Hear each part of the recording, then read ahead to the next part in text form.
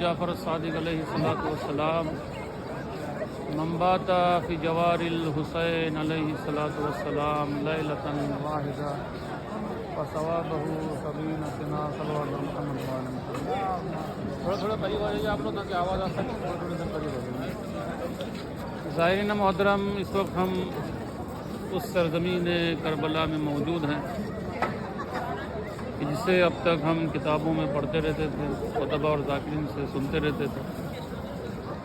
آج خداوند عالم نے ہمیں یہ شرف بخشا کہ اس وقت ہم سرزمین معلی سرزمین کربلا میں موجود ہیں، اور امام جعفر صادق علیہ الصلوۃ والسلام ارشاد فرماتے ہیں کہ من بات فی جوار الحسین علیہ الصلوۃ والسلام لیلۃ واحدہ فثوابہ 70 سنہ، کہ اگر کوئی انسان بارگاہ امام حسین علیہ الصلوۃ والسلام میں، بارگاہ مولا عباس علیہ الصلوۃ والسلام میں ایک رات گزارے تو اس کا ثواب 70 سال کی عبادت کے برابر ہے. جتنے بھی فضیلتیں بیان کی جائے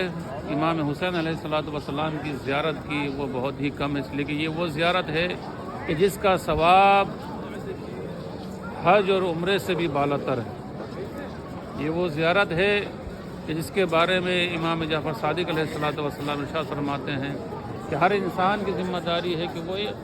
خصوصاً امام حسین علیہ الصلوۃ والسلام کی زیارت کے لیے ضرور جائے، چاہے اسے قرضہ لے کر ہی جانا کیوں نہ پڑے، اس کے قرضے کی ذمہ داری ہمارے اوپر ہے. اس لیے آپ دیکھیں کہ امام حسین علیہ الصلوۃ والسلام کی زیارت کی بہت زیادہ فضیلت ہے، چاہے وہ ماہ محرم الحرام کا مہینہ ہو، چاہے وہ ماہ ذی الحجہ کا مہینہ ہو عرفے میں، چاہے اربعین کا مہینہ ہو، چاہے رجب کا مہینہ ہو، شعبان کا مہینہ ہو. بہت ہی زیادہ فضیلت ہے امام حسین علیہ الصلوۃ والسلام کی زیارت کا. اور اس وقت ہم باب الحوائج مولا عباس علیہ الصلوۃ والسلام کی بارگاہ میں موجود ہیں، اور انشاءاللہ تھوڑی دیر میں ہم اندر جائیں گے زیارت کرنے کے لیے. عزیزان گرامی، مولا عباس علیہ الصلوۃ والسلام کو باب الحوائج کہا جاتا ہے، اس لیے کہ مولا عباس علیہ الصلوۃ والسلام کی بارگاہ وہ عظیم بارگاہ ہے کہ یہاں سے کوئی خالی ہاتھ نہیں لوٹتا. یہاں جو بھی آتا ہے وہ یہاں سے لے کر جاتا ہے، یہاں سے کوئی خالی ہاتھ نہیں لوٹتا. عزیزان گرامی، علامہ عبدالرحیم تستری علیہ رحمہ بیان کرتے ہیں کہ جس زمانے میں میں نجف اشرف کی سرزمین میں تحصیل علم میں مشغول تھا اور اکثر و بیشتر کربلا معلی کی زیارت کے لیے میں آیا کرتا تھا،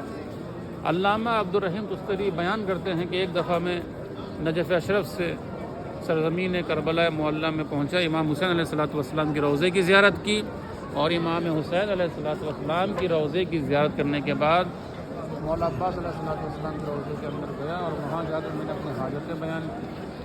ہمیشہ میں مولا عباس علیہ الصلوۃ والسلام کی بارگاہ میں 2 چیزوں کی میں نے فرمائش کی، لیکن وہ فرمائش وہ حاجت میری پوری نہیں ہوئی. علامہ عبدالرحیم تستری بیان کرتے ہیں کہ میں نے دیکھا کہ جس وقت میں مولا عباس علیہ الصلوۃ والسلام کے روضے کی جالی کے پاس بیٹھا ہوا تھا کہ ایک بدو شخص، ایک عربی شخص اپنے بیمار بیٹے کو لے کر مولا عباس علیہ الصلوۃ والسلام کے روضے کی جالی کے پاس لے کر آتا ہے کہ جسے فالج ہو گیا تھا، فالج کی بیماری تھی،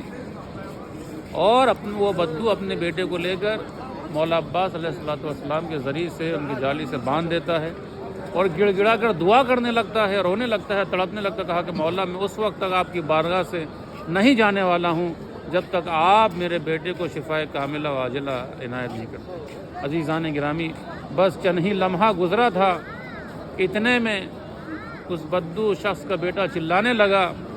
کہ مولا عباس علیہ الصلوۃ والسلام نے مجھے شفا بخشا ہے، اب میں چل پھر سکتا ہوں، میں ہر کام کر سکتا ہوں. عزیزان گرامی، وہیں پر علامہ عبدالرحیم تستری بھی موجود تھے. جب انہوں نے اپنی آنکھوں سے دیکھا کہ یہ بدو شخص کہ جسے دعا کرنے کا طریقہ نہیں معلوم، دعا کرنے کا سلیقہ نہیں معلوم، کس طریقے سے دعا کی جاتی ہے وہ اسے نہیں پتہ، اور اس کی دعا فوراً قبول ہو گئی. اس کا بیمار بیٹا تھا، فالج شدہ بیٹا تھا، وہ ٹھیک ہو گیا. لیکن میں اتنا بڑا علامہ ہونے کے باوجود، اتنا بڑا عالم دین ہونے کے باوجود میں مولا عباس علیہ السلام سے کئی روز سے دو چیزوں کا طلبگار ہوں، دو چیزوں کے لیے میں فریاد کر رہا ہوں، لیکن میری حاجت ابھی تک پوری نہیں ہوئی۔ عزیزان گرامی، علامہ عبدالرحیم تستری بیان کرتے ہیں کہ میں تڑپنے لگا، مجھے اچھا نہیں لگا، میں برا محسوس کرنے لگا کہ میں ایک متقی اور پرہیزگار شخص ہو کر میں مولا عباس علیہ السلام کی بارگاہ میں دعا کی، لیکن میری دعا قبول نہیں ہوئی، اور یہ بدو شخص یا عربی شخص جسے دعا کرنے کا طریقہ نہیں معلوم، سلیقہ نہیں معلوم، کس طریقے سے دعا کی جاتی ہے اسے یہ تک نہیں پتہ، لیکن جب اس نے دعا کی تو اس کی دعا فوراً قبول ہو گئی، اس کا بیمار بیٹا صحیح ہو گیا۔ عزیزان گرامی،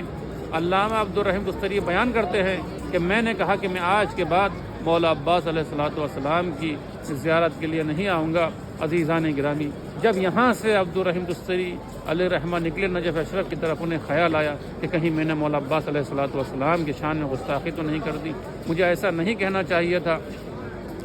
یہ کہتے ہوئے جب انہوں نے سفر کیا اور یہاں سے جب نجف اشرف پہنچے اور جب حرم امیر المومنین علیہ السلام کے اندر داخل ہوئے تو وہاں کیا دیکھتے ہیں کہ علامہ شیخ اعظم انصاری دو تھیلی لیے ہوئے کھڑے ہیں اور کہا کہ علامہ عبدالرحیم تستری یہ دو تھیلی تمہارے حوالے۔ عزیزان گرامی، علامہ عبدالرحیم تستری بیان کرتے ہیں کہ مجھے تعجب ہوا کہ میں کئی روز سے دعا کر رہا تھا، لیکن آج میری دعا قبول ہو گئی، اور انہوں نے بیان کیا کہ یہ دو تھیلی جو ہے آپ کو کس نے دیا؟ عزیزان گرامی، علامہ عبدالرحیم تستری بیان کرتے ہیں شیخ اعظم انصاری نے جواب دیا کہ میرے خواب میں مولا عباس آئے تو آنے کے بعد انہوں نے مجھ سے کہا یہ پیسوں کی جو تھیلی ہے اسے لے کر عبدالرحیم تستری کے حوالے کر دینا، اس لیے کہ اس کی جو حاجت ہے وہ پوری ہو جائے۔ عزیزان گرامی، علامہ عبدالرحیم تستری بیان کرتے ہیں کہ میری دو حاجتیں تھیں، ایک حاجت یہ ہے کہ میں جو ان پیسوں کے ذریعے سے اپنے گھر بنا سکوں، اور دوسری حاجت یہ ہے میں نے مولا عباس سے دعا کی کہ جب مجھے پیسہ حاصل ہو جائے تو میں حج کرنے کے لیے جاؤں، لہٰذا آج میری دعا قبول ہو گئی۔ عزیزان گرامی، اسی وجہ سے ہم اس عظیم بارگاہ میں آئے ہیں۔ کبھی کبھی انسان کی دعا قبول ہو جاتی ہے، کبھی انسان کی دعا تاخیر سے قبول ہوتی ہے، تو انسان کو مایوس نہیں ہونا چاہیے، اس لیے کہ ہم باب الحوائج مولا عباس علیہ السلام کی بارگاہ میں موجود ہیں۔ عزیزان گرامی، کون عباس؟ وہ عباس کہ جس نے 28 رجب سے مدینے سے قافلے کے ساتھ روانہ ہوئے اور اس سرزمین کربلا میں 2 محرم کو پہنچے ہیں۔ عزیزان گرامی، تصور شرط ہے مجھے